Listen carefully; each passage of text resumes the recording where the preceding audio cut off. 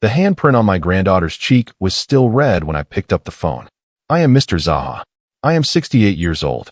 I have buried a wife, built an empire, and kept my peace through things that would have broken younger men. But the moment I saw my granddaughter's face, I made one call.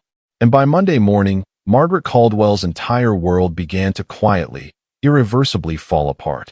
Welcome back to your ultimate destination for gripping revenge stories, family betrayals, shocking betrayals, and emotional justice. Subscribe now and join a community and tell us where you're watching from. Turn on the notification bell for our next story. Are you ready to witness the ultimate payback? Let's get started. I am Mr. ZAHA. I am 68 years old, and I have learned, through decades of living, losing, building, and burying, that the loudest men in any room are rarely the most dangerous ones. Power does not announce itself. It simply arrives when it is needed, and it does what must be done. My full name is Raymond Elias ZAHA. I was born in Birmingham, Alabama, the third son of a Lebanese-American father who ran a dry goods store on 4th Avenue and a Black American mother who taught third grade at Westfield Elementary for 31 years. I grew up understanding two things with absolute clarity: that dignity is not given to you, and that family is the only thing worth spending your life protecting. By the time I was 35, I had built ZAHA Property Group from a single foreclosed warehouse on the outskirts of Atlanta into one of the most quietly influential commercial real estate firms in the Southeast. I say quietly because I was never interested in being the loudest name in the room. I was interested in being the most necessary one. There is a difference, and most people learn it too late. My wife, Dorothy Mae ZAHA, passed 11 years ago from ovarian cancer. She was 61 years old, and she went the way she lived, with grace, with humor, and with something to say right up until the very end. Her last words to me, said in a hospital room that smelled of antiseptic and cut flowers, were, "Raymond, you better not let my grandbabies grow up thinking you're scary. Smile more." I smiled at her then, and I have been trying ever since. Dorothy gave me one child, our daughter, Vanessa Elaine ZAHA. And Vanessa gave me everything else worth living for. Vanessa was 28 when she married Kevin Hargrove. She had met him at a fundraiser downtown, a quiet, well-built man from Decatur with a degree in architecture and the kind of steady, deliberate warmth that reminded me, the first time I shook his hand, of my own father. Kevin did not try to impress me. He did not arrive with a prepared speech or a rehearsed list of his accomplishments. He simply looked me in the eye, shook my hand firmly, and said, "Sir, I love your daughter. I'll spend my whole life making sure she never doubts that." I told him he could take her to dinner. That was 6 years ago. They were married on a Saturday in June at a small vineyard outside of Athens, Georgia. White chairs in the grass, wildflowers instead of formal arrangements. Dorothy's favorite hymn played on an acoustic guitar. Vanessa cried all the way down the aisle and laughed all the way back. I kept my composure until they pronounced them married, at which point I very quietly fell apart and pretended I had something in my eye for the next 20 minutes. Kevin Hargrove was a good man. Of that, I was always certain. But Kevin Hargrove came from a family. And families, as I have learned, contain multitudes. Sandra Hargrove, Kevin's mother. I will try to describe Sandra Hargrove with the fairness that a 68-year-old man who has seen many kinds of people owes to any human being, regardless of what that human being has done. Sandra was 63 years old, a retired school administrator from Decatur, Georgia. A woman who had raised Kevin and his older sister, Pamela, largely on her own after her husband, Gerald, passed from a heart attack when Kevin was 14. She was sharp-minded, well-dressed, and possessed of the particular authority that comes from being the uncontested head of a household for nearly 30 years. She was also, and I say this with the calm certainty of a man who has dealt with many kinds of difficult personalities in business and in life, deeply and deliberately territorial. She did not dislike Vanessa. Let me be accurate. She did not dislike Vanessa as a person. She disliked what Vanessa represented, the permanent redirection of Kevin's attention, loyalty, and devotion toward a life that Sandra had not designed. For nearly 2 decades, since Gerald died, Kevin had been Sandra's anchor, her fixer, the person she called first when anything went wrong. And Vanessa, by simply being Kevin's wife and the center of his world, had quietly and unintentionally displaced Sandra from a position she had never admitted she was occupying. This is not an uncommon story. But what Sandra did about it, that was uncommon. The first 3 years of Kevin and Vanessa's marriage were managed. Not easy, but managed. Sandra made her presence felt in the small, deniable ways of a woman who understands that open hostility loses battles. A comment about Vanessa's cooking. Kevin always liked it a little less spicy, but this is good too. An unannounced visit on a Sunday afternoon when Kevin had told her they had plans. The way she spoke to Vanessa in group settings, not over her, exactly, but around her, as though Vanessa were a piece of furniture that happened to be present in her son's house. Vanessa told me some of it, not all of it. She protected me from the worst of it, knowing, I think, that my response might complicate things. She handled Sandra with the patience and diplomacy that I recognized from her mother. She was gracious. She was careful. She tried. Kevin saw most of it and believed, with the faithful blindness of a loving son, that if he gave both women enough time, enough space, enough patience, they would find their equilibrium. He was half right. They found a surface-level peace. But underneath it, Sandra's resentment calcified. And then my granddaughter, Amara, arrived. Amara Joy Hargrove. For pounds, 14 ounces, 3 weeks early, and utterly furious about it. She spent her first 2 days in a NICU incubator, and I spent those 2 days in a hospital waiting room in Atlanta, pretending to read a magazine while conducting what was essentially a private negotiation with God. You take everything else if you need to. You leave this child. She stayed. She grew. By age 3, Amara Joy Hargrove was the single most opinionated, expressive, joyful human being I had ever encountered in 68 years of life on this earth. She had Vanessa's eyes, large and dark and direct, the kind that look at you and make you feel both seen and slightly accountable. She had Kevin's steadiness, a calm that settled over her when she was focused on something, a seriousness of purpose that made you forget she was 3 years old. And she had something that was entirely her own, a laugh that came from somewhere deep and genuine and filled every room she entered like sunlight filling a cold house. She called me Papa Z. She decided that herself at age 2.5, and when I told Vanessa, my voice cracked on the second syllable, and Vanessa laughed and said, Papa Z, get yourself together. I come every other Saturday. Without fail. We have pancakes, 2 strawberries, exactly, on top, because Amara measured it once and declared that 3 was too many and 1 was sad. We walked to the small park on Elm Street, where she has claimed a specific bench as our bench and will physically redirect me if I attempt to sit anywhere else. I read to her, though she narrates more than she lets me. I hold her hand crossing every street, and she holds mine back with a grip that still, every single time, undoes something in my chest. I was present. I made sure of that, because I know what it costs when you are not. The Saturday in March started like any other. Kevin and Vanessa had their 5th wedding anniversary approaching. 2 nights in Savannah, a hotel with a courtyard and Spanish moss and a restaurant that Vanessa had been wanting to try for 2 years. Kevin had planned everything. Vanessa deserved it. They needed the time. Amara needed a babysitter. I offered immediately, but Vanessa paused. Sandra already offered, Papa Z, she said on the phone. Her voice had that careful, diplomatic tone she used when she was navigating something she'd already thought through twice. Kevin thinks it would mean a lot to her. She's been asking to spend more time with Amara. I was quiet for a moment. Is that what you want? I asked. Another pause. Longer this time. I think. I want to believe it'll be okay. It's 2 nights. And maybe it helps, you know? Maybe it closes some kind of gap. Vanessa. I know, Papa Z. I know what you're thinking. But I have to try. For Kevin's sake. I breathed. I did not say what I was thinking. I had made a commitment. To Vanessa's marriage. To Kevin's goodness. To the belief that people can surprise you. And I intended to keep it. You call me, I said. Anything feels wrong, you call me. I will, she said. She didn't call me. Amara did. Saturday, 6:51 in the evening. My phone lit up on the kitchen counter of my home in Sandy Springs.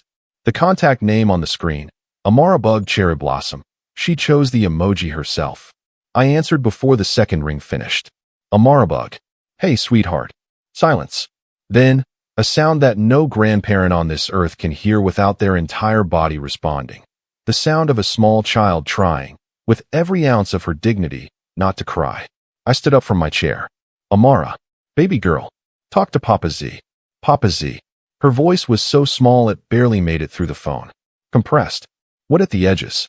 Grandma Sandra got really, really angry. I spilled my juice by accident. And she, a fractured breath. She hit my face, Papa Z. She hit me hard. The kitchen went absolutely silent. I heard my own heartbeat. She hit your face? I said. I kept my voice even. Deliberate. The way I kept my voice in every negotiation, in every courtroom, in every moment when the stakes were too high for emotion to be in charge. It still hurts, Amara whispered. I didn't mean to spill it. I know you didn't, baby, I said. I know. Listen to me. Is Sandra there right now? She's in the kitchen. She told me to go to my room. Good. You stay in your room. Lock the door if you can reach it. I am getting in my car right now, and I am coming to you. You stay on this phone with me. Don't hang up. Okay, Papa Z. I'm coming, sweetheart. Papa Z is coming. I was already moving. I put on my coat. I picked up my keys. I walked to my car in the cool March evening, the phone pressed to my ear, Amara's careful breathing the only sound I allowed into my mind. And as I backed out of my driveway and pointed my car toward Decatur, I felt something settle over me. Quiet, cold, and absolute. Not rage. Rage is hot and scattered and makes mistakes. What I felt was older than rage. It was resolve. Sandra Hargrove had put her hand on my granddaughter's face. I did not know yet exactly what I was going to do about that. But I knew, with the certainty of a man who has spent 68 years learning exactly who he is and exactly what he is capable of, I knew that whatever I decided, it would be enough. It would be more than enough. Speech balloon, if you've ever had to hold yourself together for the sake of a child when everything in you wanted to fall apart, drop a comment below. Tell Papa Z he's not alone. This story is just getting started. I have driven many roads in my 68 years. I have driven the long, dark highway from Birmingham to Atlanta at 22 years old with everything I owned in a duffel bag and $40 in my pocket. I have driven to hospitals at midnight, twice for Dorothy, once for Vanessa when she was 7 and running a fever that scared me out of 10 years of my life. I have driven to funerals and courtrooms and boardrooms and all the places that life deposits a man when it is serious about testing him. But I do not remember any drive the way I remember that 24 minutes from Sandy Springs to Decatur on a Saturday evening in March. Amara stayed on the phone the whole time. She wasn't crying anymore. That was almost worse. The crying I could have responded to, could have soothed with words and reassurances. But Amara had gone quiet in the way that children go quiet when they have decided to be brave, and her bravery, at 3 years old, in a bedroom she'd been sent to alone, with a face that still hurt, her bravery was the most heartbreaking thing I had ever witnessed. We talked about small things. She told me she had been wearing her purple shirt, her favorite, and that the juice had been apple juice, and that she hadn't even seen it happen. It just slipped, and she said, "I'm sorry," immediately. She did. She said sorry right away. "I know you did, baby," I said. But she still got so angry, Papa Z. I know. Is she going to be angry when you get here? I merged onto I-285 and pressed the accelerator with a steadiness I did not entirely feel. "You let me worry about that," I said. "Your only job right now is to stay brave for 2 more minutes. Can you do that?" A small pause. "I'm already brave," Amara said. "And God help me, I almost had to pull over." "Yes, you are," I said quietly. "Yes, baby girl, you absolutely are." I pulled onto Sandra Hargrove Street at 7:16 p.m. It was a neat, well-kept neighborhood. Brick ranch houses set back from the sidewalk, mature oak trees lining both sides of the road, the kind of street that looks like nothing bad has ever happened on it. The kind of street that is very good at keeping secrets. Sandra's house was the third on the left. White shutters. A small front porch with 2 rocking chairs. An American flag on a short pole by the mailbox.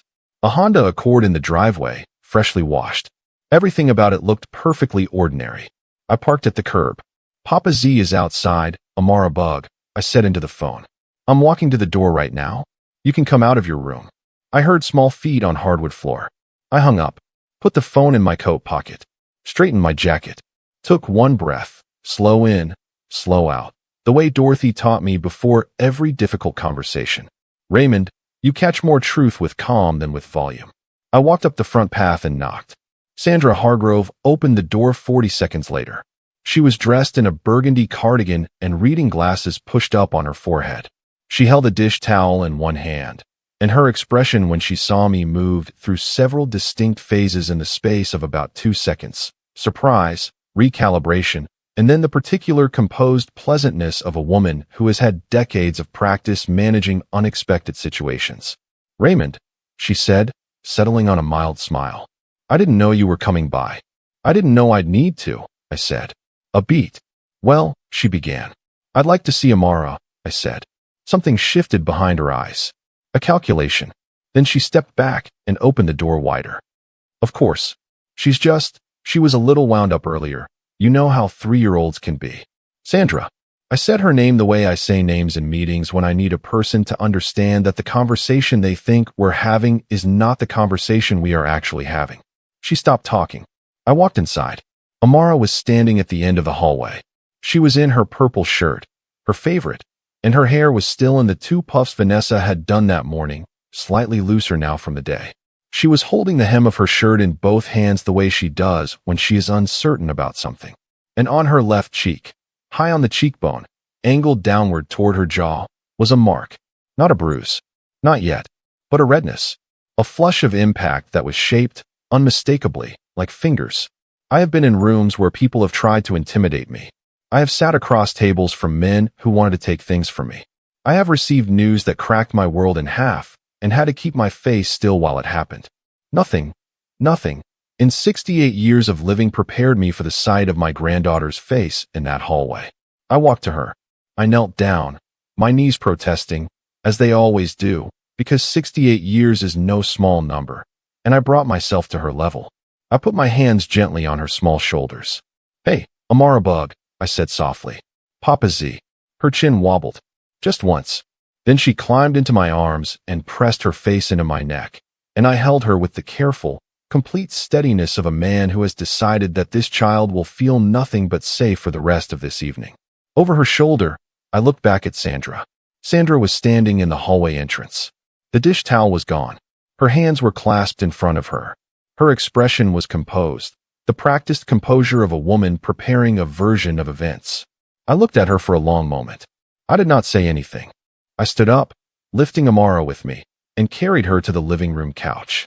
I sat her beside me, keeping one arm around her. I reached into my pocket with my free hand and pulled out my phone. "You don't have to call Vanessa," Sandra said from the doorway.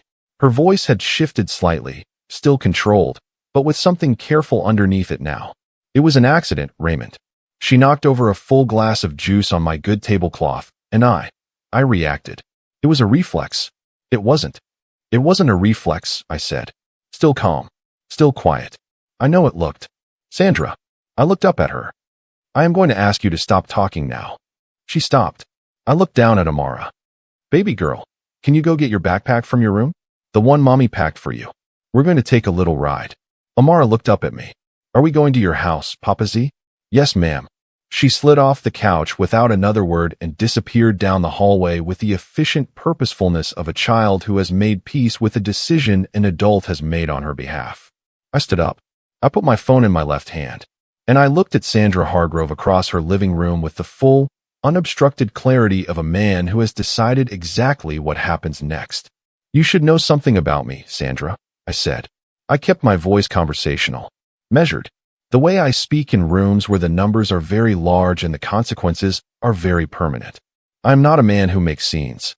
I don't believe in public displays of anger. I've built everything I have by staying quiet in the moments when other men get loud. Sandra held my gaze. She was good at that, holding a gaze. I respected it, in the abstract. "But I want to be honest with you tonight," I continued. "What you did to that child, and I am telling you clearly so that there is no room for misunderstanding. What you did tonight is the last thing you will ever do inside the perimeter of my family's life. Do you understand me?" "She is my family too," Sandra said. Her voice had an edge now, thin and defensive, like ice under too much weight. "She is your son's daughter," I said. "That is a gift that was given to you. Gifts can be reconsidered." A silence. Then Amara reappeared with her small purple backpack, straps on both shoulders, ready to go. I took her hand. I walked to the front door. And then I stopped. I reached into my coat pocket, and I took out my phone. I scrolled to a name that I had not called in 8 months. A name that most people in Atlanta's financial and legal circles would have recognized immediately. A name that, in certain specific circles, made conversations change direction and people sit up slightly straighter. I pressed call. It rang twice. "Gene," said the voice on the other end. Warm. Alert. "It's been a while." "It has," I said. "I'm sorry to call on a Saturday evening." "For you?" "Never." "What do you need?" I looked at Amara's face one more time. The mark on her cheek.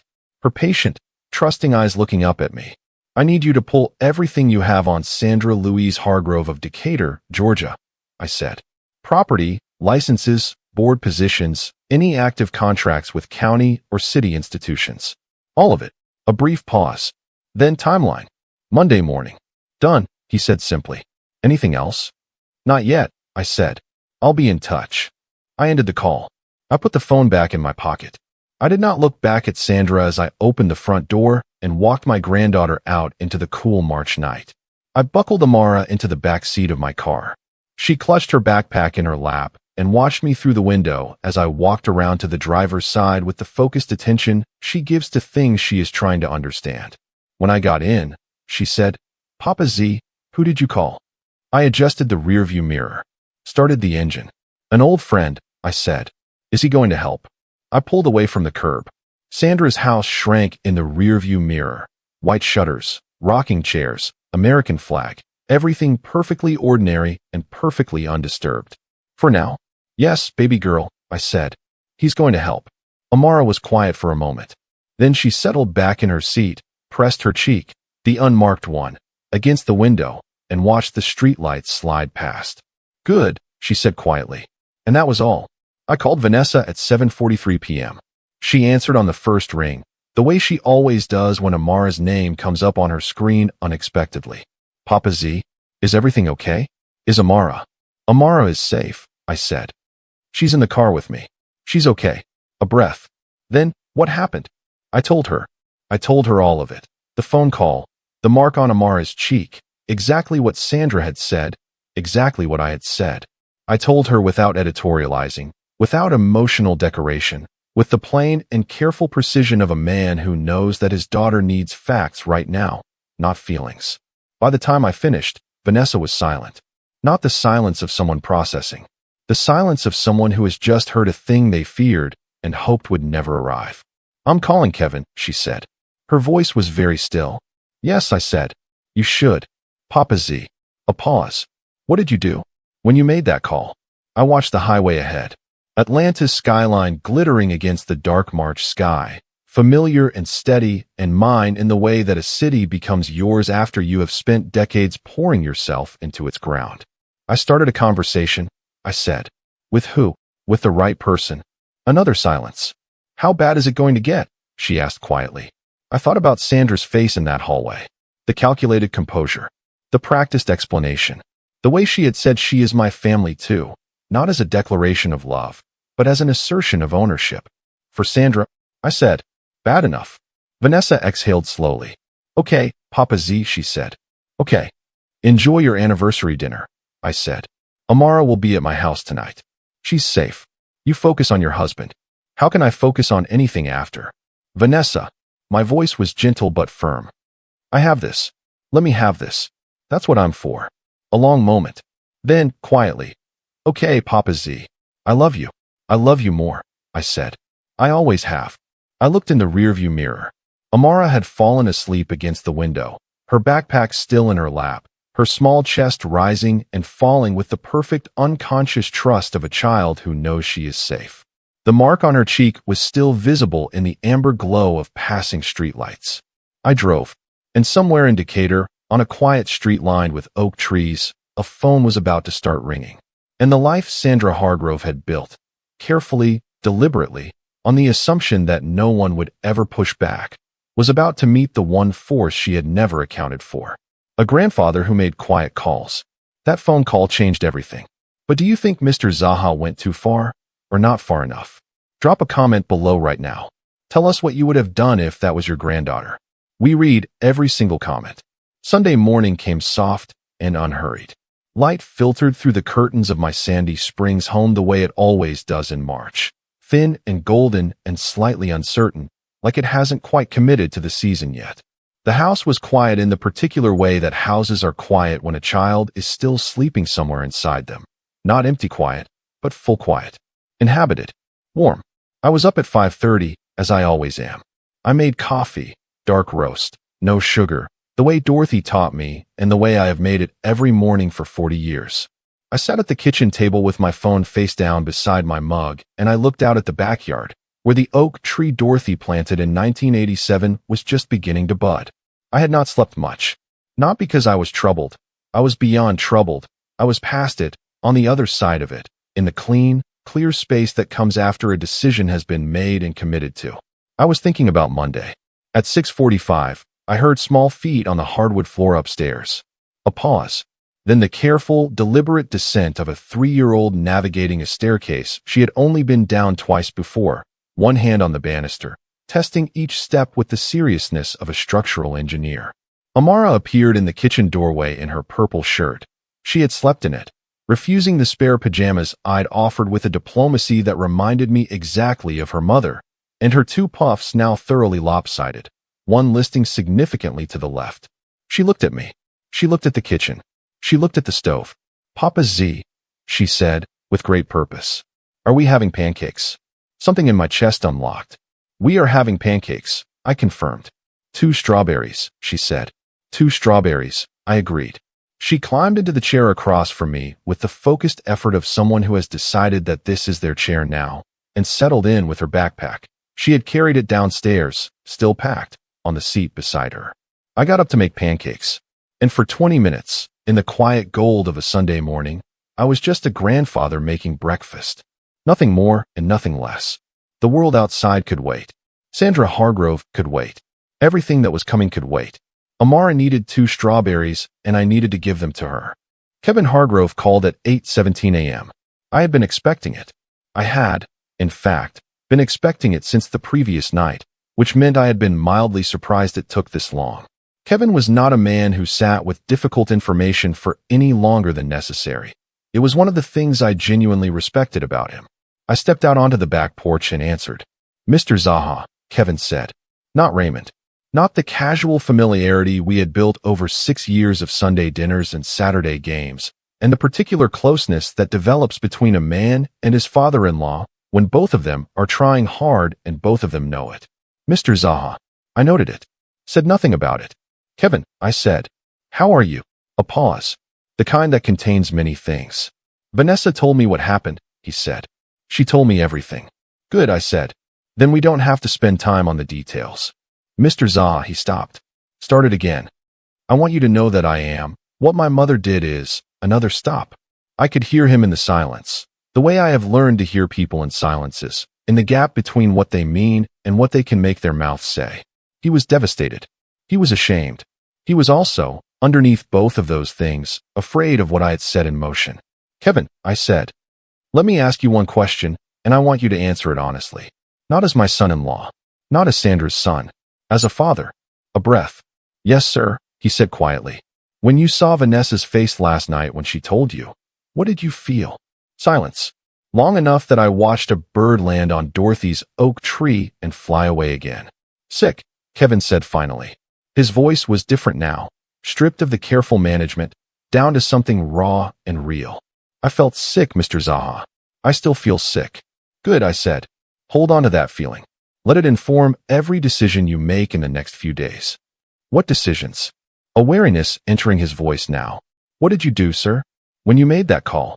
I looked out at the budding oak tree. "I started a process," I said. "One that Sandra should have considered before she raised her hand to a 3-year-old girl." "Mr. ZAHA," the wariness sharpened. "My mother, she's not a bad person. She made a terrible mistake. I understand that. I am not defending what she did, but she's my mother. Whatever you've started, I need to ask you. I need to ask you, with respect." "Kevin." My voice was still gentle. "I meant it to be. I heard what you just said. She is your mother. I know that. And I will tell you what I told Vanessa last night. Let me have this. You focus on your wife and your daughter. What is happening is necessary. It will not destroy what is good, but it will make very clear that there are lines that cannot be crossed in this family. Not by anyone." A very long silence. Then, "Is Amara okay?" And there it was. Underneath everything. The fear, the loyalty, the complicated architecture of a man caught between the two families he loves. Underneath all of it, the question that mattered most. She ate 4 pancakes this morning, I said. She is currently explaining to my kitchen table why her bench at the park is better than any other bench in Atlanta. A sound from Kevin. Half laugh, half something that wasn't a laugh at all. Tell her I love her, he said. Tell her daddy's coming this afternoon. I'll tell her, I said. Kevin. Sir. You're a good father, I said. Don't let this week make you forget that. He was quiet for a moment. Thank you, Mr. ZAHA, he said.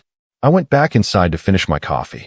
Monday arrived the way significant days often do, without fanfare, indistinguishable on the surface from any other Monday.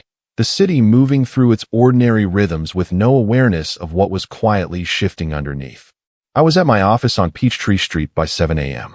The offices of ZAHA Property Group occupied the 14th floor of a glass tower in Midtown Atlanta that I had purchased and renovated in 2009, during a market dip that most of my colleagues had run from and I had leaned into. The view from my corner office faces northeast. You can see Stone Mountain on a clear day, a hazy blue ridge on the horizon that has always steadied me when I need steadying. I sat at my desk and opened my email. And there it was. The first report from Marcus Webb. Marcus Webb was 64 years old, a former federal prosecutor turned private investigations consultant, and the single most thorough human being I had ever encountered in my professional life. We had met in 2003 during a messy dispute over a land contract in Gwinnett County, where Marcus had been retained by the opposing party and had proceeded to dismantle 3 years of my legal team's work in a deposition that I still occasionally thought about when I needed to be reminded that humility is a survival skill. After the case settled, in my favor, narrowly, I had walked across the room, shaken his hand, and said, I want to hire you before someone else does. He had laughed and said, give me a month. He joined my team as a consultant 30 days later. We had worked together in various capacities for over 20 years. He was the person I called when I needed to know the full truth about something, quickly, without distortion. He was, in the language of people who build things carefully, the person who reads the foundation before you buy the building. What he sent me Monday morning at 7:04 a.m. was thorough. It was also extraordinary. Sandra Louise Hargrove had, on the surface, the life of a comfortably retired school administrator. 3 decades in the DeKalb County school system, retiring as assistant superintendent. A small consulting practice she'd maintained since retirement.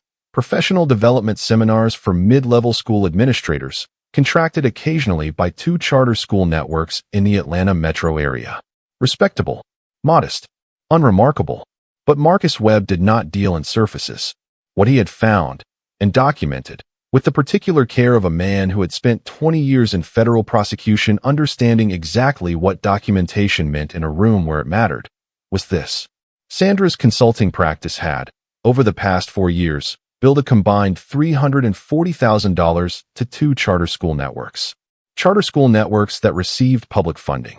Charter school networks whose board approval processes Sandra had, in her final years as assistant superintendent, directly overseen and expedited. The contracts had been awarded after her retirement. The board members who approved them had been appointed during her tenure. The work delivered under those contracts was, Marcus's word, careful and precise, minimal. It was not, on its face, illegal. It was, however, the kind of arrangement that became very interesting when examined by the right eyes in the right context. The kind of arrangement that a state board of education ethics investigator might find worthy of a formal inquiry. The kind of arrangement that a journalist covering charter school accountability might find worthy of a phone call. Marcus had also found something else. Sandra Hargrove held a minority stake, 12%, in a property management company based in Marietta, a company that managed several residential properties in DeKalb and Fulton County. A company that had, on 4 separate occasions over the past 2 years, received code enforcement complaints about habitability conditions in 2 of its managed properties. Complaints that had been filed. Complaints that had been closed without resolution. Marcus had the complaint numbers, the filing dates, the closing dates, and the names of the city inspectors who had handled each case. I read the report twice. Then I picked up the phone and called 2 people. The first was an attorney named Patricia Osei, a former Georgia state prosecutor now in private practice, who specialized in public accountability cases and had a professional reputation for being both surgical and relentless. The second was a woman named Carol Atkins, who was the senior investigative editor at the Atlanta Journal-Constitution and who had, on 3 previous occasions, acted on information I had quietly provided her and produced reporting that had mattered. I did not tell either of them what to do. I simply shared what Marcus had found, and I let the machinery of consequence begin to move. By Monday afternoon, Sandra Hargrove received a letter. Not from me. My name was nowhere on it. It was from the Georgia Professional Standards Commission, the body that oversees licensing and ethical conduct for educational administrators in the state. The letter informed her that her consulting license was under administrative review, pending an inquiry into potential conflicts of interest related to contracts awarded to her practice by institutions she had previously overseen in her public role. She was asked to submit documentation within 30 days. She was advised to retain counsel. At 4:17 p.m., my phone rang. Sandra Hargrove. I looked at the screen for 3 full rings. Then I answered. Sandra, I said, what did you do? It was not a question. Her voice was controlled, but only barely, in the way that a river is controlled by a dam that is taking on too much water. I made some calls, I said. Raymond, the control slipping, just slightly at the edges. You don't understand what you've done. This could affect my license, my reputation, everything I built. Sandra, I said her name the way I had said it in her hallway 3 nights ago, not with heat, but with weight. I want you to look at your granddaughter's face in your memory right now. I want you to look at it carefully. Silence. And then I want you to understand that what you are feeling right now, that fear, that helplessness, that terrible awareness that something you built might be taken away from you, that is a fraction of what a 3-year-old girl felt when the person who was supposed to protect her raised a hand against her instead. The silence on the other end was absolute. This is not over, I said quietly, but it is a beginning. And where it goes from here depends entirely on you. I ended the call. I set the phone down on my desk. Outside my window, Atlanta gleamed in the Monday afternoon light, stone and glass and green and the long, determined sprawl of a city that has always known something about rising from difficulty. I picked up my coffee. I thought about Amara at the park bench. I thought about Dorothy in the garden. I thought about the long work of protecting the people you love, how it never really ends, how it asks more of you than you expect, and how, if you are fortunate, you have the capacity to answer when it calls. The machinery was moving. Sandra Hargrove's Monday had been very long. Her Tuesday would be longer. Speech balloon Sandra is just now realizing what she started. But do you think Mr. ZAHA is handling this the right way? Or should he have confronted her face to face? Drop your comment right now. We want to know what you think Papa Z should do next. Your comment might just change the story. Tuesday arrived with the weight of a verdict. I was at my desk by 6:30 a.m. when Patricia Osei called. Raymond, she said, skipping pleasantries with the efficiency I had always admired in her. The Charter School Network's board has been notified. They've engaged their own counsel and initiated an internal audit of all consulting contracts awarded in the last 5 years. Sandra's contracts are flagged.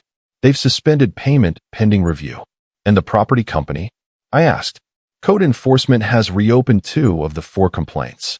A city inspector is scheduled for Thursday. A pause. Raymond, whoever compiled this information did exceptional work.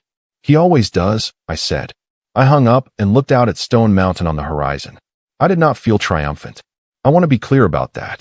There is a version of this story where a man in my position feels powerful in this moment, satisfied, vindicated, electric with the particular pleasure of watching consequence find the person who deserves it. I have met men who feel that way. I have watched what it does to them over time. It hollows them out. It makes the revenge the point, rather than the protection. I did not feel triumphant. I felt tired, and sad, and absolutely certain that I had done what needed doing. Those 3 things can exist together. I have learned that. Kevin arrived at my office at 11 a.m. He had called ahead, 20 minutes notice, his voice carrying that careful, deliberate quality that told me he had spent a significant portion of the night deciding what he was going to say. I told my assistant to send him straight up. He looked like a man who had not slept. He sat across from my desk and folded his hands on his knees and looked at me with the direct, undeflected gaze that had made me trust him 6 years ago in a restaurant in Buckhead, when he told me he loved my daughter. I went to see my mother last night, he said. I know, I said. She called me yesterday afternoon. Something moved across his face. What did she say? She was afraid, I said. She wanted me to stop. Kevin nodded slowly. He looked down at his hands. Mr. ZAHA, I need to ask you something, and I need you to be straight with me. Always, I said. Is this about Amara? He looked up. Or is this about everything? All of it. The years of how she's treated Vanessa. The way she's made our marriage harder than it needed to be. Is this about all of that? I looked at my son-in-law for a long moment. Kevin, I said. It started with Amara.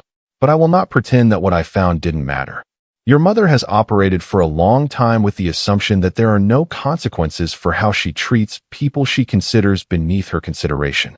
That assumption needed correcting. Kevin absorbed that. She's my mother, he said quietly. She is, I agreed.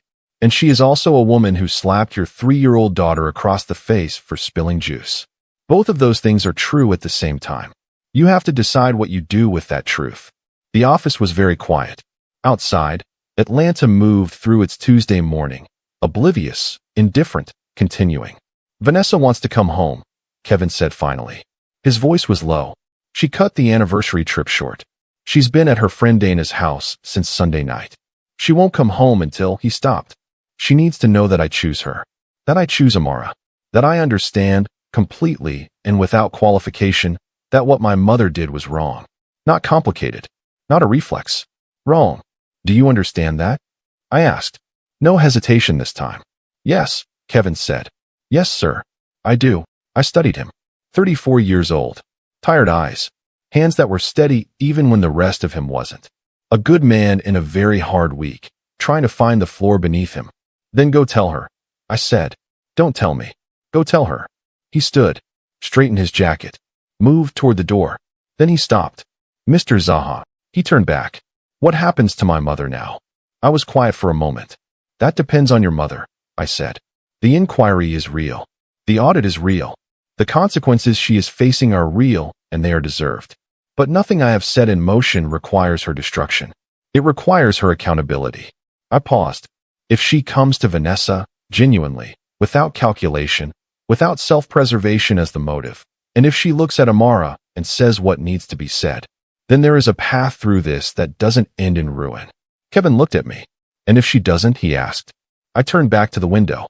Then the machinery keeps moving, I said quietly. And it will go where it goes. Kevin left. I sat at my desk for a long time after he was gone, my coffee cooling beside me, Stone Mountain steady on the horizon. My phone buzzed. A text from Amara Bug. It was a drawing, crayon, photographed by Vanessa on her phone and forwarded. 2 figures. A tall one and a small one, holding hands. Below it, in Vanessa's handwriting translating Amara's narration. Papa Z and me at our bench. Papa Z is keeping me safe. I looked at that drawing for a very long time. Then I set my phone face down on the desk, pressed my fingers together, and said a quiet word of thanks to Dorothy, wherever she was, for giving me a daughter worth protecting and a granddaughter worth everything. The climax was not an explosion. It was a choice. Kevin made it. Now Sandra had to make hers. Kevin has made his choice. But will Sandra do the right thing? Drop a comment below right now. Do you think she deserves forgiveness? Should Mr. ZAHA let her off the hook? Or should the consequences keep coming? Tell us what you think. We read every comment. Sandra Hargrove called me on Wednesday morning. Not her attorney. Not Kevin acting as intermediary. Not a letter through Patricia Osei's office. Sandra herself. 7:52 a.m. I was on my second cup of coffee, watching the oak tree in the backyard move gently in the March wind, thinking about Dorothy, thinking about the particular courage it takes to pick up a phone and call the person who has dismantled the scaffolding of your certainty. I answered on the 3rd ring. Sandra, I said. Raymond. Her voice was different. I noticed it immediately. The practiced composure was gone. What was underneath it was quieter and older and considerably more human. I need to ask you something. Go ahead, I said. If I come, she stopped. Started again. If I come to Vanessa, if I say what needs to be said, to her and to Amara, will you? A long pause. The kind that costs something. Will you consider making the calls to stop what's been started? I set my coffee mug down. Sandra, I said carefully, I need you to understand something before you answer your own question. If you come to Vanessa, If you go to that house and sit across from my daughter and look at my granddaughter, it cannot be a transaction. It cannot be I apologize so the consequences stop. Because if that is the motive, Vanessa will know it. Amara will feel it, even at 3 years old. And I will know it. And it will be worth nothing. Silence. So I am asking you plainly, I continued. Not as a negotiation. As a human being who wants to know the truth. Are you sorry for what you did to that child? The silence that followed was the longest of our entire conversation. And then Sandra Hargrove, 63 years old, retired school administrator, woman who had raised 2 children alone and run a household and built a life with the force of her own will, Sandra Hargrove said, in a voice I had never heard from her before. Yes, I am sorry. I have been sitting with it since Saturday night, and her voice fractured. Just slightly. She's a baby, Raymond.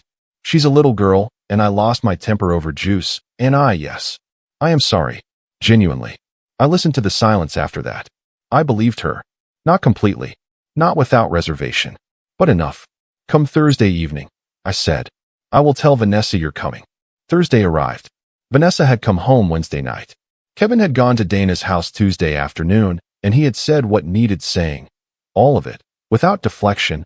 Without the careful managed language of a man protecting multiple relationships simultaneously. He had chosen. Clearly. Completely. And Vanessa had come home. I know this because she called me Wednesday night, and her voice had the particular quality of a woman who has been crying and has arrived, on the other side of the crying, at something solid. He was good, Papa Z, she said. He was really good. I know, I said. He's a good man. Are you going to let Sandra come Thursday? Yes, I said. But only if you want her to. A pause. I want it to be over, Vanessa said quietly. I want Amara to grow up in a family that isn't broken. I don't want to carry this forever. Another pause. Is that weak? That, I said firmly, is the strongest thing I have ever heard you say. Sandra arrived at Kevin and Vanessa's house in Decatur at 6 p.m. Thursday evening. I was there. I sat in the corner of the living room in the armchair that Kevin had positioned slightly away from the main seating, present, but not presiding. Witness, not judge. That distinction mattered to me.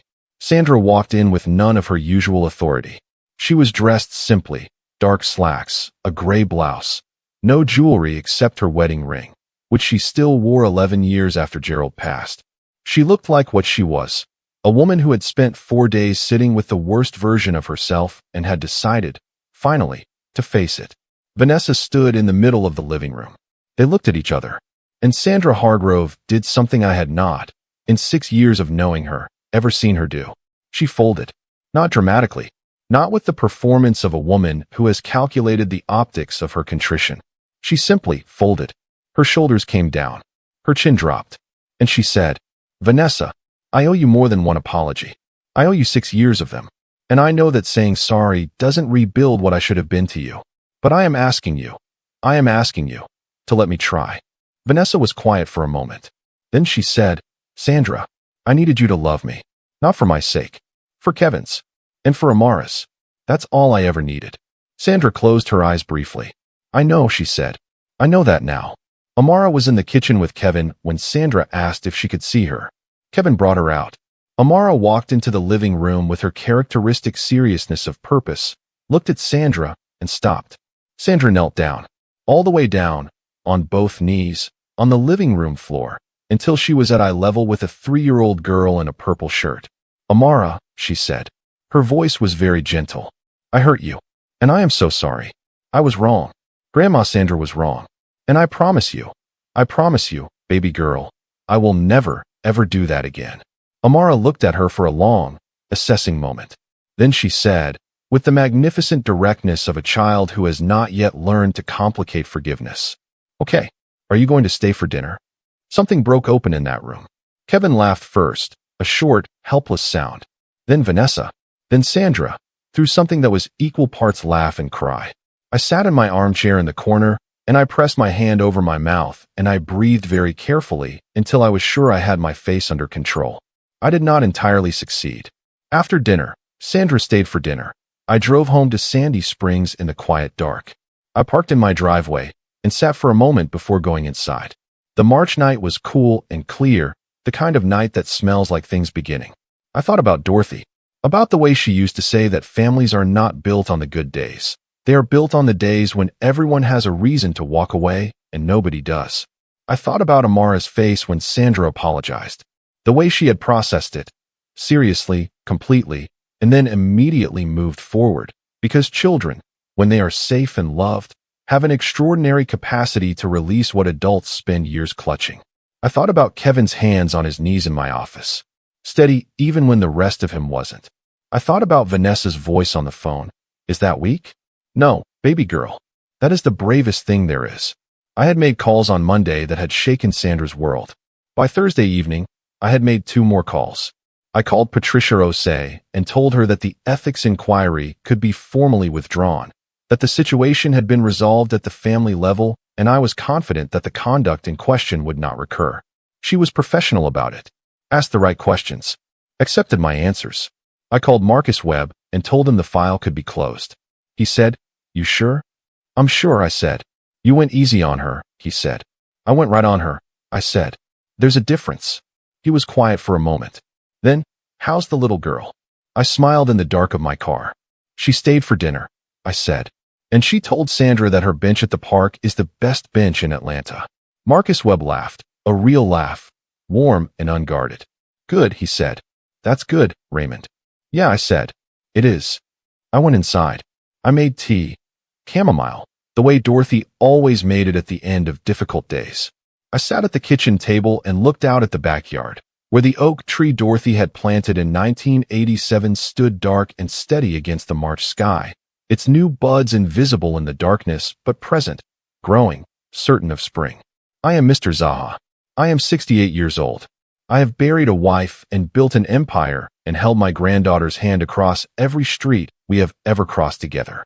I have learned that protection is not always loud, that justice does not always look like a courtroom, that forgiveness is not the absence of consequence. It is the decision, made freely and at significant cost, to stop letting the wound define the future. Sandra Hargrove had put her hand on my granddaughter's face. And then, on her knees on a living room floor in Decatur, Georgia, she had done the harder, braver, more important thing. She had asked to be better. I had decided that was enough. Not because what she did was small, because what we were building was bigger. My phone buzzed one last time that night. Amara bugged Cherry Blossom. A voice note, 12 seconds long, sent by Vanessa on Amara's behalf. I pressed play. "Papa Z, Grandma Sandra said sorry, and I forgave her because that's what you're supposed to do. And also she said she wants to come to our bench." I said maybe. "Good night, Papa Z. I love you the biggest." I sat at Dorothy's kitchen table, in Dorothy's house, under Dorothy's oak tree, and I let myself feel every single thing I had been holding carefully at a distance for 5 days. It was a lot. It was everything. And it was enough. Mr. ZAHA chose accountability over destruction and forgiveness over bitterness. But here's the question we need you to answer. Did Sandra deserve that forgiveness? Or should the consequences have kept going? Drop your comment below right now. And if this story moved you, share it with someone who needs to hear it today. Family is everything. Protect it. Fight for it. And when it's broken, do the hard work of putting it back together. Just like Papa Z. Thank you so much for watching my story all the way to the end. Your support means everything. Don't forget to subscribe to my channel and drop a comment below. I'd love to hear your thoughts.